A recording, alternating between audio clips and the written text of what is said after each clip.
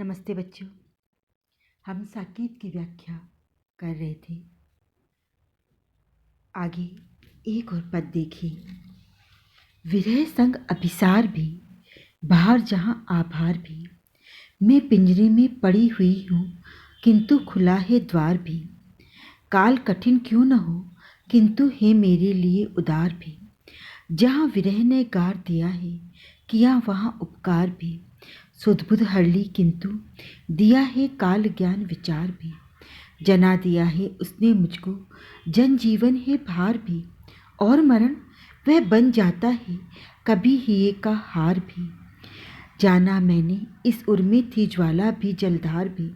प्रिय ही नहीं यहाँ मैं भी थी और एक संसार भी। प्रस्तुत काव्य अवतरण द्विवेदी युग के प्रतिनिधि रचनाकार एवं राष्ट्रकवि मैथिली शरण गुप्त द्वारा रचित साकेत नामक महाकाव्य के नवम सर्ग से अवतरित है। गुप्त जी ने साहित्य सृजन करके जहाँ हिंदी जाति के स्त्री विषयक विचारों एवं भावों में परिवर्तन करने का प्रयास किया, वही कविता में खड़ी बोली का व्यवहार करके अपने युग के बोध को वाणी प्रदान की। इन पंक्तियों में उर्मिला कह रही है कि वियोग में कल्पना के सारे कई बार प्रिय से मिलन होता रहता है। इसी मिलन में आनंद का अतिरिक्त लाभ भी प्राप्त होता रहता है। वह कहती है, संसार में विरह और मिलन का जोड़ा सदैव साथ साथ चलता रहता है। विरह का संयोग के बिना और संयोग की परिपक्वता विरह के बिना संभव नहीं है।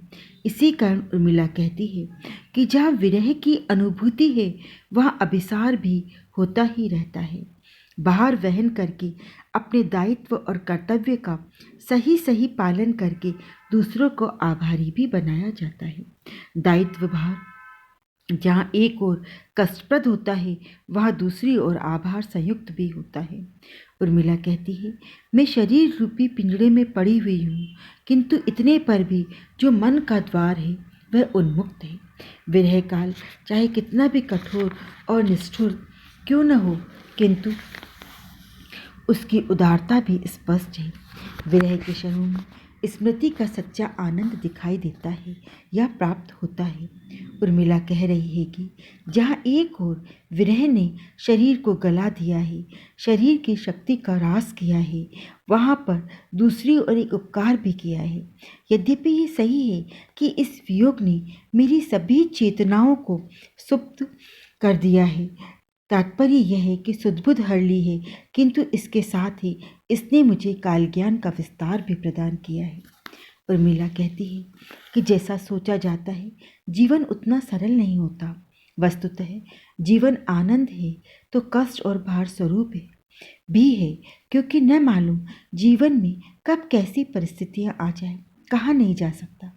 स्पष्ट ही मानव जीवन केवल मनोरंजन के लिए नहीं होता है, उसमें समय समय पर कष्टकारक क्षण भी रहते हैं।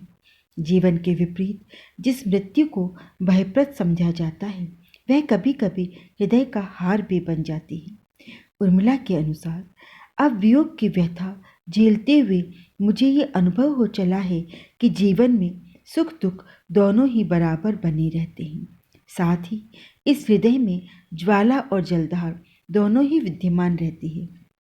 ज्वाला कष्ट है, वियोग है और जलधारा आंसुओं की धारा भी है। विरह ने मुझे अपने प्रिय से अलग रहकर अस्तित्व का ज्ञान कराया था। संयोग के क्षणों में तो मेरा अस्तित्व प्रियतम को ही समर्पित होता गया था, और अब वियोग में यह स्पष्ट हो चुका है कि मेरा भी कोई अस्तित्व है। इस गीत में प्रकृति की द्वंद्वात्मकता के नियम का बहुत सुंदर आख्यान किया गया है। गुप्त जी का शब्द विधान भावानुकूल है। भाव को अधिक मर्म स्पर्शी एवं आकर्षक बनाने के लिए गुप्त जी ने पदमेत्री की कलात्मकता उत्पन्न की है। उर्मिला के विरह वर्णन में जहाँ भारतीय नारी के त्याग, तपस्या एवं पतिनिष्ठा का बोध होता है, वहीं सदियों से चली आती हुई पुरुष प्रधानता एवं नारी की पराधीनता भी उद्घाटित हुए बिना नहीं रहती। हमारे यहाँ स्त्री को इतना पति केंद्रित बना दिया गया कि वह अपने व्यक्तित्व का स्वतंत्र विकास करने में सक्षम ही नहीं हो पाई। उर्मिला के विरह वर्णन में भी आधुनिकता का समावेश है। वह बहुत कुछ पारंपरिक होते हुए भी विरह वर्णन को यथार्थ रूप प्रदान करता है। यहाँ रीति कालीन कवियों की नायिकाओं के काल्पनिक वियोग जैसी ऊहात्मकता नहीं है। बिहारी की नायिका की तरह न घर में प्रलय होती है, न ही इसकी शीशियाँ ही सूखती है। इस अंश में विरोधाभास अलंकार का प्रयोग हुआ है। साथ ही पंक्तियों में सुंदर मुहावरों का प्रयोग भी किया गया है। धन्यवाद।